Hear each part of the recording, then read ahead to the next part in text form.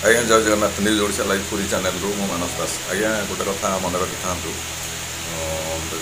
समाज रे अनेक धनी व्यक्ति अच्छा जो मैंने कि भल दामी पोशाक आ दामी गाड़ी चढ़ुच्च। आज्ञा कौन देखी से मैंने गोटे बाटर जावा समय भिकारी की गोटे ओह्लैक 50 टଙ୍କା कि 100 टଙ୍କା दवा शिख धिक तुम धनी जीवन से धनी जीवन कौन लाभ अच्छे जोटी गरीब लोक दया ना मन भर हृदय भर दया ना ज्ञान ना दान दया धर्म ना से धनी रे किसी आज्ञा मूल्य ना बरं आपण कोटि गुण भल ओडार माने चांचल्य सृष्टि कर झील रानी पंडा को छाड़देले पासंगे आज्ञा कई सामान हे